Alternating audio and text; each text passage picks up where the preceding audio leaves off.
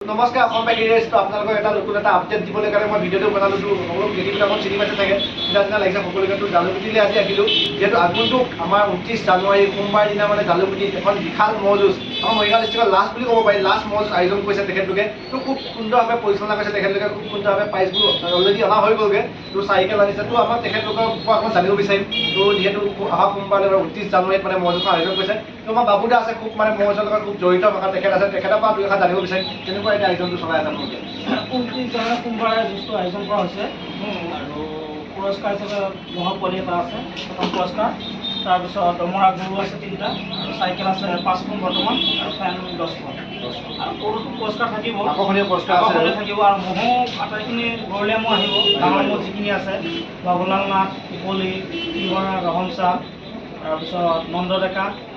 আমি শিৱ বাবাক কণ্টেক্ট কৰি আছোঁ, শিৱ বাবা হয়তো লাষ্ট যুঁজ বুলি আহিব পাৰে, কাইলৈ তেখেতে জনাব।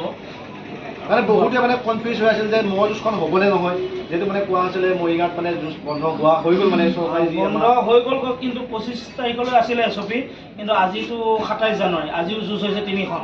যোৱা 26 জানুৱাৰীটো হৈছে 4খন নে 5খন অসমত। সেই মৰ্মে আশা চালে আমি মানে পাৰ্মিশ্যন মাজতে হৈ আছে, চৰকাৰে পাই বুলিও কোৱা নাই, নাপাতক বুলিও কোৱা নাই, তেনেকুৱা হৈ আছে। কিন্তু যুঁজটো হোৱাটো আশা আছে, সম্পূৰ্ণ আশা হ'ব। সোমবাৰে হ'ব। ৰাইজৰ সকলোৱে সহায় সহযোগিতা একদম লাগিব। সকলো ম'হৰ লগতে গোটেই মালিক আৰু লগতে আমাৰ যি সকলোকে নিমন্ত্ৰণ জালুকুটিলৈ 29 জানুৱাৰী একদম সোমবাৰ দিনা সকলো আহিব, একদম ধুনীয়াকৈ আহিব। ধুনীয়াকৈ আৰু জালুকুটিত গম পাইছে যোৱা বিগত বছৰত খুব সুন্দৰভাৱে বাবুদাহত থাকে, মানে বিৰাট ধুনীয়া, মানে গোটেই বেৰিকেড ধুনীয়াকৈ বেৰিকেডৰ ব্যৱস্থা কৰা আছে, আৰু মানে এই হাতগুৰি নিচিনা নহয় আৰু সৰুকৈ এখন ঠেক নহয়, এইটো ডাঙৰ বিশাল। যোৱা বছৰে বেৰিকেড নহওঁতে বিৰাট ধুনীয়া আছে। তো এই বছৰ যিহেতু বেৰিকেড হ'ব আৰু সুন্দৰ হ'ব, সকলো আহিব।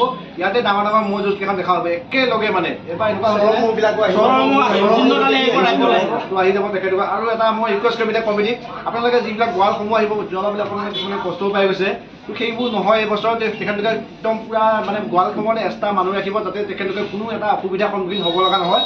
তো তেখেতলোকক মোৰ ফালৰ পৰা ৰিকুৱেষ্ট, আৰু গোৱালসকলৰ ফালৰ পৰা মোৰ ৰিকুৱেষ্ট কৰিছোঁ তেখেতলোকক যাতে সুন্দৰভাৱে তেখেতলোকে যাতে গোৱালসমূহ যি আহে বহুত দূৰৰ পৰা আহেতো, যাতে সুন্দৰভাৱে তেখেতলোকক যাতে সুবিধাকণ দিয়ে, আৰু যি দৰ্শকসকলকে যাতে সুন্দৰভাৱে একদম চাবলৈ সুবিধাকণ দিয়ে, সেইটো মানে। আৰু এই ভিডিঅ'টো মই জনাব বিচাৰিছোঁ, যিহেতু প্ৰশাসনৰ বাধাৰ দৰে হৈ আছে আৰু 10 দিন দিছিলে পাৰ্মিশ্যন এছপি মতে, আৰু আজি আমাৰ যুঁজ আৰু 4 দিন পাছুৱালে। প্ৰশাসনলৈ অনুৰোধ যাতে আমাৰ যুঁজখন সুকলমে চলাব দিয়ে, তেওঁলোকৰ ওচৰত অনুৰোধ কৰিছোঁ।